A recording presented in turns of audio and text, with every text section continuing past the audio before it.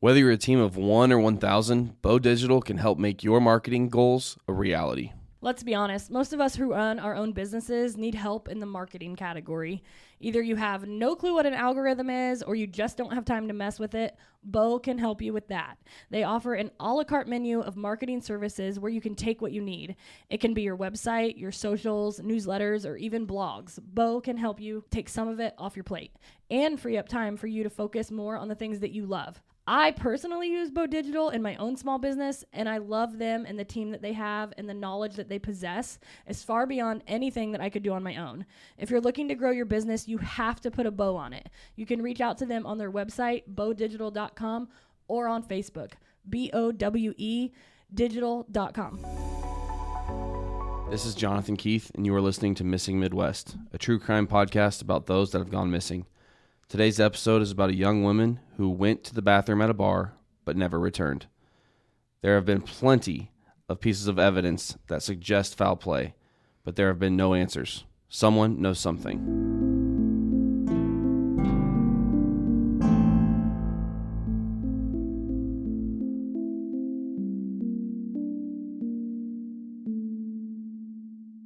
Ooh, buddy system. Don't ever go to the bathroom by yourself. Truth. This is kind of a special one too because it's in Florida. It is, yes. We're going to Florida because figured you guys are going to Florida. We're not going to Florida. You guys are probably listening to us while you're driving to Florida, which We're I'm staying a little right bit salty here about, in Indiana. Whatever. We're going to go to Humble Home and Cross America and the Jefferson House and all the fun things to do in Kokomo while you guys are in Florida. Speaking of fun things to do in Kokomo, we took the boys to a petting zoo. It was a blast, if I'm being real. It's called D&M Exotics, and it's here in Kokomo. And guys, they had a baby kangaroo and Cody, have you seen pictures about this baby yet? monkey I'll send it to you. that we all got to hold. It was awesome. They had porcupines and what else? Emus. Then they have like regular petting zoo with like the mini cows and the mini ponies and horses and goats, and they had a little potbelly pig, but like then they also have these like exotic animals, and it was really fun. My boys thought it was amazing. The boys were absolutely all about it. They had a lot of fun.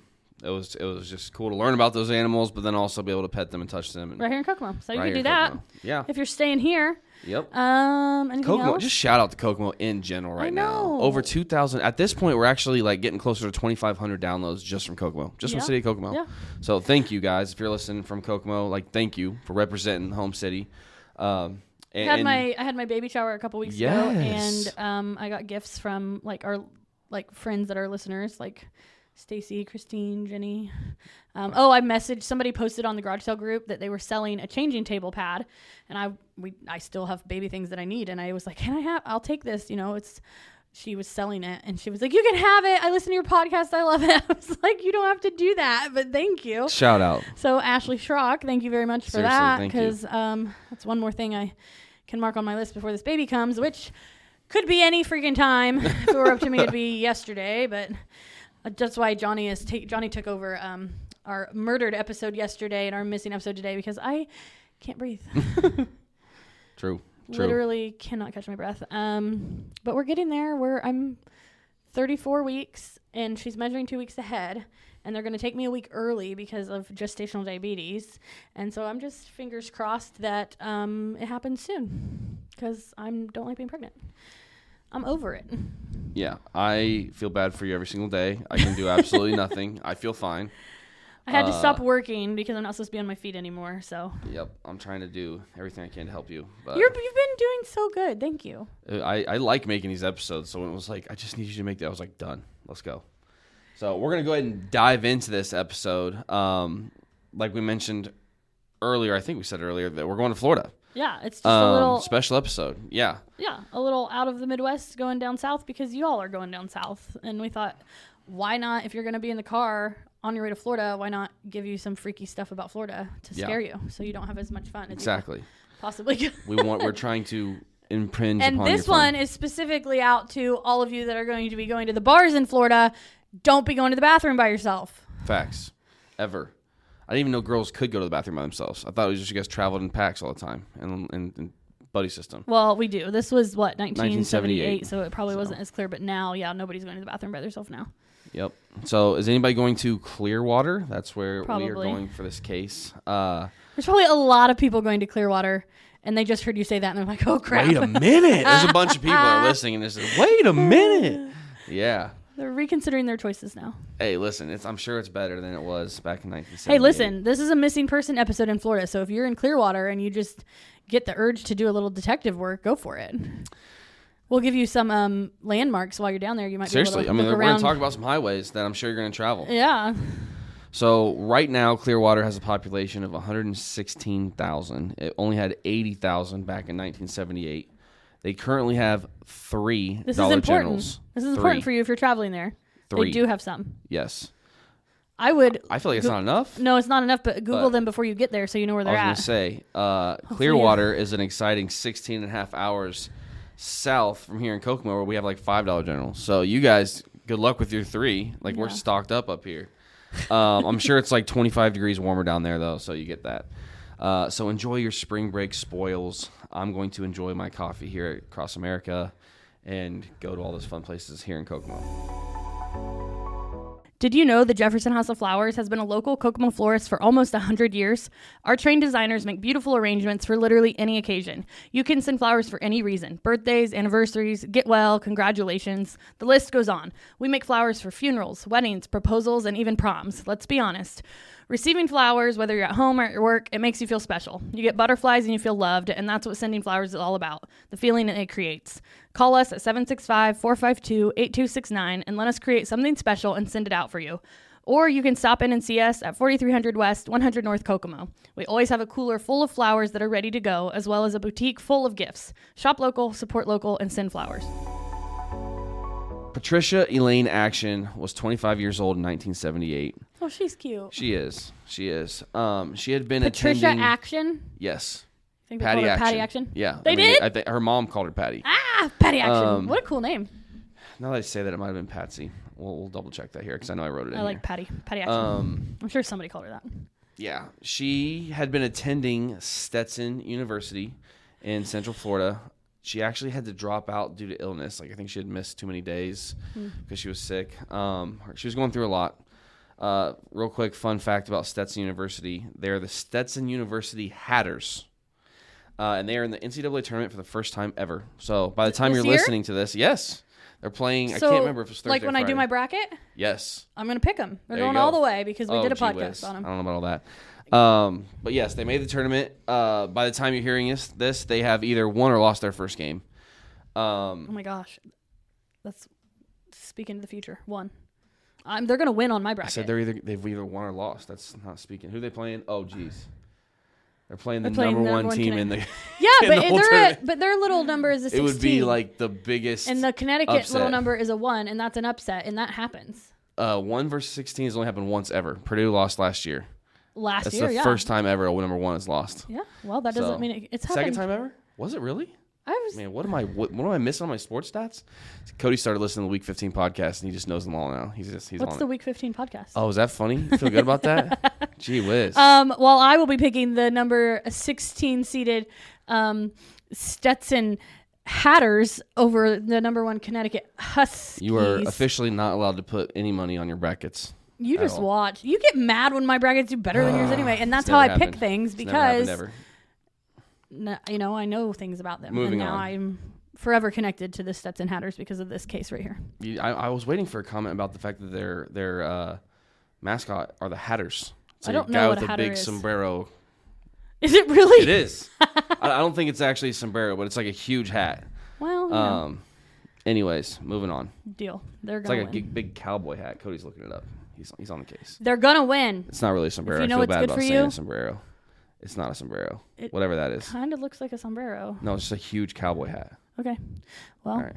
if you know what's good for you, I would pick them over Connecticut because I don't know what's good for me then. All right. So Stetson University, it wasn't going well because she was sick, but she was also going through a hard time. She was 25 at the time. She was going through a divorce as well. So she was unable to continue in college. She was going through a divorce. She had to leave the house that she had been living in with her husband. rough. Whole lot of life change at the same time. Very difficult for her. Fortunately, she had a good support system in her parents. Good. So she moved back to their house in, I think it was like Taipan. I know that I have it somewhere else. It was like a different town. I've got it listed through here. She got a job at a place called the Kapok Tree Inn in Clearwater, which was like 15 minutes, 20 minutes away from where she was living with her parents. I wonder if it's still there. Yeah, I don't know. Wonder if there's people staying there. Could be. She was a waitress at the restaurant that was in the hotel. It's still there? Cody says it's still there. Is. I wonder if any of you are staying there. That's where she worked. That would be kind of creepy. If you're like listening to this right now, like that's the hotel that we're driving to right now. Yeah. So again, moved back in with her parents. She started working this job. After she got her first paycheck, she had planned to go out with some of her new friends to celebrate.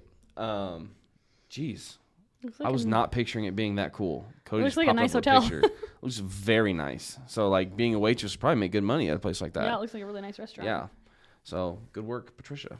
So yeah, first paycheck's coming. She talks to some of her friends. She's like, hey, we'd like to go out to, a restaurant, a bar, or something like that to just enjoy this first paycheck and this new chapter of my life. All right. So after work on May 26, 1978, Patricia got her check, and she actually went to her brother's house first. She was very close with her brother. He wasn't home, so she left a note saying that she was going out with some friends, but that she would stop by when she was done hanging out with them. Her and her friends actually went to a different hotel, the Ramada Inn, and they had like a lounge bar there. So they went there to get drinks and just kind of hang out after work. They were all having a good time. They did say, though, that she had only bought one drink, and she actually had only drank half of that drink when she said that she was going to go use the restroom. She took her purse with her. Everybody's, okay, she's going to the restroom. Just kept on doing the thing that night. Again, she's like new to this friend group too. So it's not like I don't know if she has established a bathroom buddy yet at this point. So, you want to make sure you do that. But, these are kind of her new friends. This might have been one of the first times she was actually like hanging out with them, like in a scene like this. So, she has to use the restroom. Nobody really notices or feels the need to like go with her. Unfortunately, that was the last time anyone ever saw Patricia. Johnny, question for you. Yeah. If I was somewhere in Kokomo and it wasn't our house and it wasn't the flower shop, where would I be? Easy. Humble home. Yes, you're right. You guys, listen up. Humble Home is my absolute favorite place to be for so many reasons. No matter what I am looking for, I always check Humble Home first. Clothes, shoes, toys, decor, furniture, makeup, they literally always have something that I need. They have brand name items for cheap. Their inventory is constantly changing, so it's part of my weekly routine to do a Humble Home walkthrough. You absolutely need to stop by. I promise you won't be disappointed. While it is a discount store, it's not your average discount store. It's clean, organized, and everything has its place. I get zero anxiety when I go in, unlike other discount stores. And no matter what you're shopping for, a home project, gifts, home decor, even seasonal decor, they will have it. They are open Monday through Saturday, 10 a.m. to 8 p.m., and Sunday from noon to 5. You can follow them on Facebook at Humble Home Kokomo and watch for new items every single day. And for our Lafayette, Indiana listeners, I have exciting news. They are opening a second location in Lafayette soon. As soon as I have the details, I will let you know their opening date. Get excited. So she had told... Wait, real quick before you get started.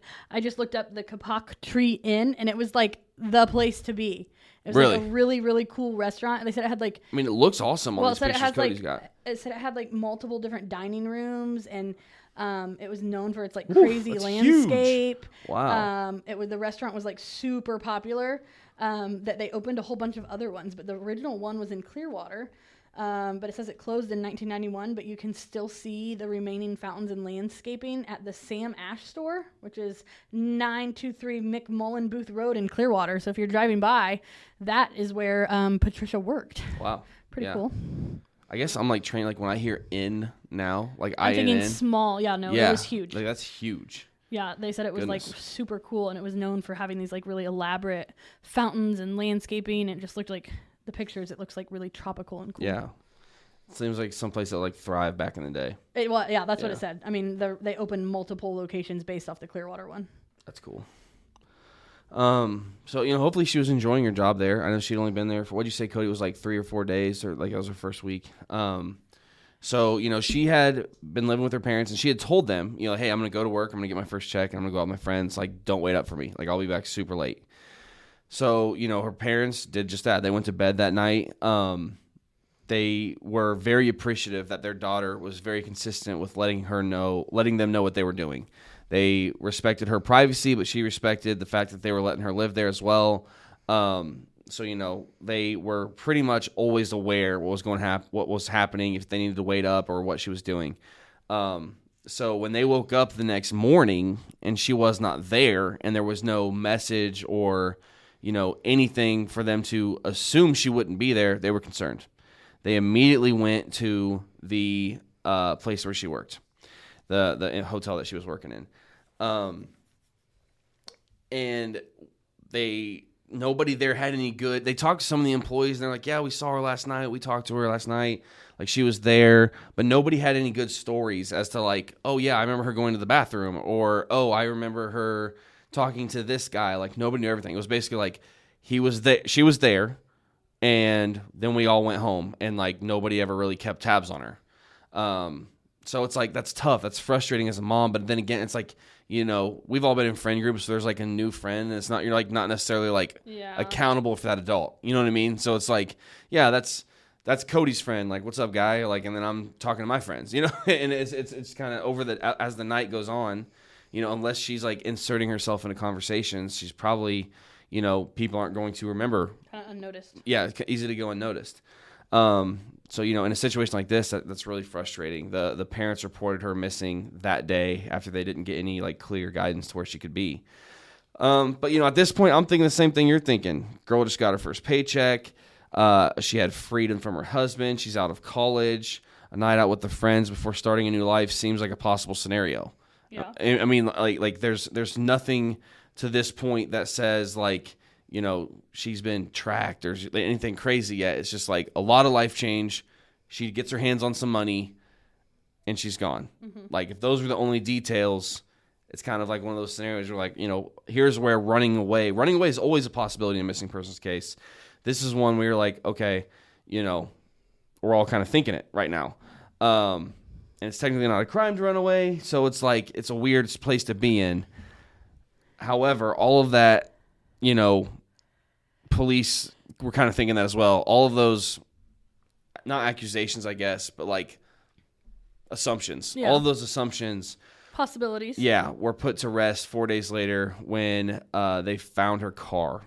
Oh. She had been driving a white two-door 1969 Chevy Chevelle at the time.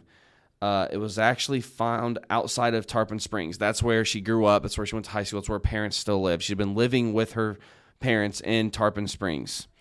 Oh. So she had like started head back home. That's like right. That's like the assumption there. It was actually found in a parking lot of a Days Inn hotel along US 19. But you know, to leave Clearwater, I mean, it's kind of like Kokomo and Greentown. Like, the distance is not too undifferent. Like, if I was in Kokomo with my friends and you found my car in Greentown, it'd be like, oh, he was going home. Yes. You know what I'm saying? Like, it's. So, yeah, like, did she leave the bar on her own? Like, that seems plausible at this point. Like, how did this happen? So now there's just, like, a whole lot more questions. But then also, like, she had really only been back in Tarpon Springs for 6 weeks at this point. She had left her husband 6 weeks prior to this. So, yes, it's her home now, and that's where she would have been going that night. Yeah. But it is just kind of, like, weird that when they found it, it was still, like, the people in Tarpon Springs wouldn't necessarily immediately recognize, like, oh, you know, like, this is who it is, this is what car it is. So obviously, like you said, it seemed like she was going home. Why would she just up and leave her friends without telling anyone to go home? Why did she not go back to her brother's house? Because she had left a note that said, hey, I'm going to come back after I hang out with my friends. Like, a lot of things aren't adding up there. So it's definitely weird. And the running away scenario seems like it's kind of slipping. Remind me where the brother's house was again? Was it in Clearwater? It was in Clearwater. Okay. Yeah. So when they found her car, they were hoping to find some clues to lead where Patricia could go, like where she could have gone next. Yeah. Unfortunately, all they really found was blood, a lot of it. Ooh. Police said it was enough to potentially be fatal. So it wasn't just like drops. It was a whole lot of blood, and it had been tried to be cleaned up. So there could have been even more than they had seen. Did it say like where it was? Passenger seat. Okay. So all this blood, it was in the passenger seat. They were able to tell that it was type O blood, which was her blood type. That's also the blood type of 38% of Americans. Didn't tell you much. Yeah, so it wasn't exactly like complete proof that it was her blood, but we can kind of assume her car, a lot of blood found, that type. The only DNA or fingerprints they found were either her or her family's. So there wasn't like anything that points to somebody else. Person. So again, okay. So where's the ex? Yeah, that's a great question. Because I don't find anything about the ex other than that he was cleared very early on. Wow. Okay. Yeah. So and we've seen that in cases before too, where I assume that the police cleared him. An alibi. Yeah. Because of legit reasons, So neither her purse nor her keys were found in the car, but her shoes were still in there. Weird. They did not find any other clues that suggested anybody else was in the car. Obviously, they assumed foul play was involved. There was a huge search involving helicopters, off-road vehicles, and hundreds of volunteers, and they never found a single clue. Nothing outside of that car. No keys, no purse, and no Patricia. No, and the shoes. The shoes were there. That's so weird. Strange. But I feel like do women drive home without their shoes on, like they're wearing heels or something? I feel like that would make sense to me. No. Depends what kind of shoes they wear, I guess. So a lot of this stuff is telling me like she got in her car and was leaving, going home. But again, why didn't she tell anybody? Why didn't she go to her brother's house? Very strange to me. Or somebody was. If it was the passenger seat, somebody drove her. Well, right. That she eventually. Left with somebody. Eventually, yeah. Want to know what one of the best decisions I have made for myself lately is? Stanley Cleaning Company. In this season of life we are in, with kids, practices, jobs, and pregnancy, it just makes sense to have a little extra help, and in turn, a little extra time. Christine comes to my house every other week and sweeps and mops for me, and I am not kidding when I say it is the best. She leaves my home smelling amazing and literally sparkling. We thrive in a clean environment as a family, and this service is the best thing I've ever spent my money on. It saves me time and energy, two things I'm greatly lacking lately. It can be a simple sweep and mop or a deep clean, home or office. It can be weekly or monthly. It's whatever you need. Plus, it's a local small biz, and I love supporting fellow business owners and entrepreneurs. Give her a call or text her and let her know what you want done. 765-860-3606. So there was one suspect, and this gets interesting, all right? So she had gone on a few dates with a guy from her new job. Again, she's only been there for a week or so at the time. Yeah. And so he asked her on a date. She went. I think she went on 2 or 3 dates. Okay.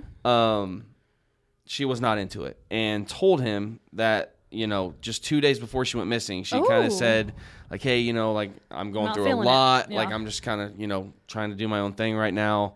He was insistent that they, be a couple. And she told her sister that she felt uncomfortable because he was, quote, possessive. No, and thank you. Red wanted flag. to label them as a couple so quickly. What? She's like, I've been here for 6 weeks. We've only worked together. They've only worked together for a week, right? Yeah, I don't know if she knew him before they worked together, but Ew. it says she's been on 2 or 3 dates with him. Ew. So his name was that. Mike Swearingen. Mike what? Swearingen? It's probably Swearingen. Swearingen. Okay. Police looked into Mike, and he told them that he was on his way home from Miami on the night that Patricia went missing.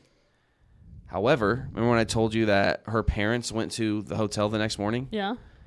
He told Patricia's parents that he saw a man driving Patricia's car with her in it the night before. So he tells police that he's on his way back from Miami. He tells their parents, oh yeah, I saw her in a car with a man. Okay. Lie. Then he tells parents, I'm going to go find her. Okay, hero. Yeah, I'll be the hero. I'm going to go find her. I'm sure they were like, okay, guy, whatever. Please do, but then stay away forever. So he was also definitely not at the Ramada Inn that night. All the other workers were yeah, Mike was not there. He is somebody that goes out with us when we do these kind of things, but he was not there that night. Okay. Everyone agreed. All the other friends were definitely Mike was not there. But those other people at the bar, I get the vibe that the family doesn't trust him. Patricia's mom once said, let me find this here. The quote, "No one seems to know or is willing to tell what happened to Patsy that night. Ooh. Did someone in the group make her feel uncomfortable? Nobody said they actually saw her go into the restroom." That was the mom is saying that stuff. Yeah. And like I said earlier, do girls even go to the bathroom by themselves? I feel like if you were hanging out and there was a new girl there, you might go with her just because that's what you do. But you're a crime junkie, so it's not exactly the same thing. But I was gonna say these weren't close friends, right? True. Well, and some of the others were because they'd known each other for longer than a week or whatever. But But, it's still weird to me. Like, did she just decide to dip without telling anybody? Why didn't she finish her drink first? They said she only drank half of her drink. Very weird situation for sure. But let's get back to Mike. Because police don't like anything that he's saying. Like, the parents told us that you said is contradicting. Yeah, well, and I'm sure the mom was like, that took that as gospel that night. Like, hey, police, listen, we got to find this guy that's driving the car. And they're like, well, he told us that he was, coming back from Miami. Like, very strange. They questioned him extensively. And finally, he tells them about some dreams that he had been having. Oh, here we go. Dreams about killing girls and hiding their bodies in very specific locations. What? Obviously, the police were like, you're an idiot. We're going to go look in those I feel locations. like the last 3 cases we've done have been weirdos that have these fantasies. Yeah. And then tell people about them, about how they're killing and tying people to trees and doing weird things. And it's you need some help, sir. Yeah. This isn't normal. So police are like, yeah, we're 100% going to search these locations, which they Good. did. They found nothing. They called him a, quote, weirdo. Yeah. And Mike was on their radar, to say the least. Like, he was still a suspect. Or he wasn't a suspect anymore, but he was still on the radar. Yeah, I'm sure. As soon as he could, Mike conveniently moved out of Florida. Wow. Yeah. A couple years later, he got very sick, and the word got back that he was probably going to die. Oh. So the Clearwater police were like, we're going to talk to him. They drove up. I think he was in Georgia. They drove up, found him, paid him a visit, talked to him, hoping for a deathbed confession. He denied any involvement all the way up until he died. Oh. Said I did not do anything to that girl. I have no idea what happened to her. Huh. Yeah. So I'm sure they're like, I don't freaking believe this guy. No, but also he never admit. So then they're just stuck, right? Yeah. Well, there's another theory that makes a whole lot of sense. Are you looking to buy or sell in 2024? Let Amber White help you find your home sweet home.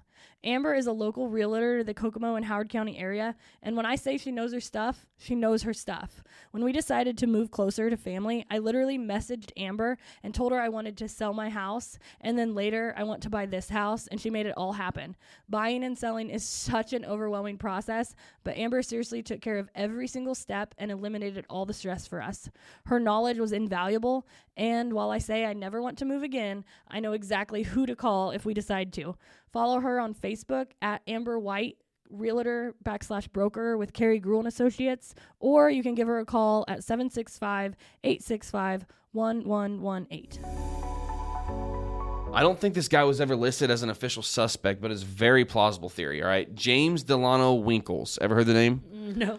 Serial Mr. killer Winkles? in Florida.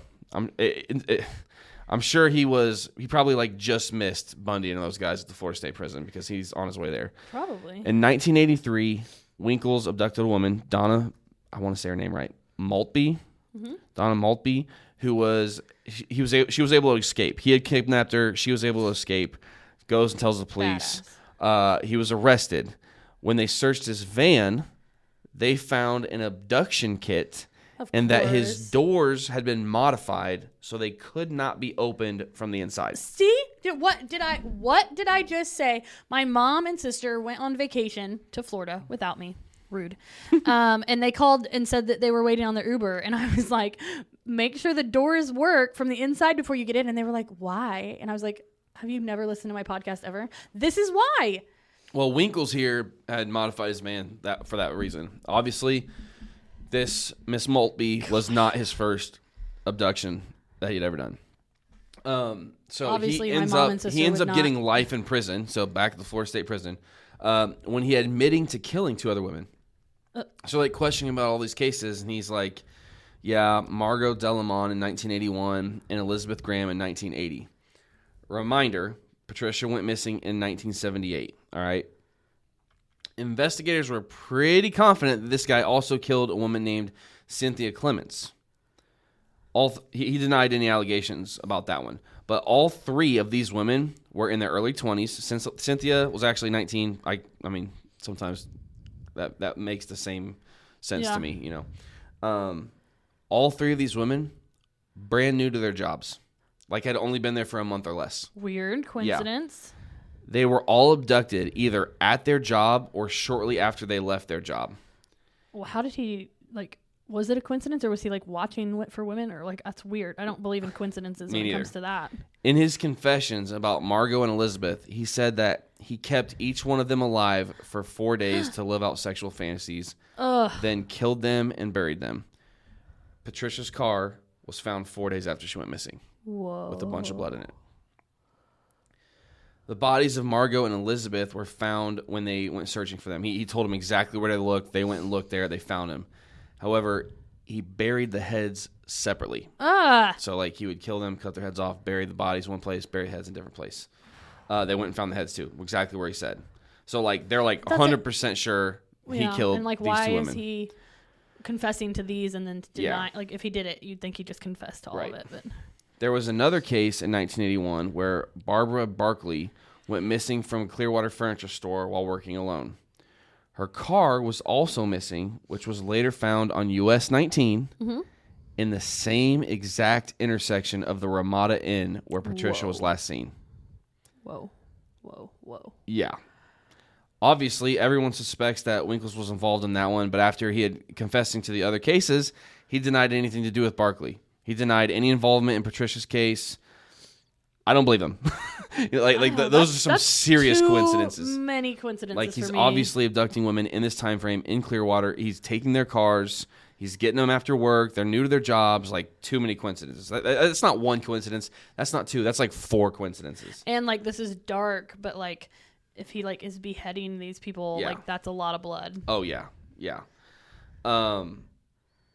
So while he was in prison, he confessed to other people in prison that he had kidnapped and killed 26 different women from 1967 to 1982. He did not know all of their names, but he said that he took a picture of all of his victims. He said he put them in a box and buried them. People in jail were talking, and they got the police to go talk to him as well. And finally, he just told them where they could find this box. Whoa. They went, they dug, they did not find it. What? My thing is, the bodies were exactly where he said they were. So let's look closer. Like, let's try harder. Let's dig deeper. Let's dig deeper. And Let's dig a bigger radius. Our radius. Like, maybe he couldn't tell you the coordinate to the 1000th place, but like, dude, come on. Like, that's 26 different women, that we could possibly, yeah.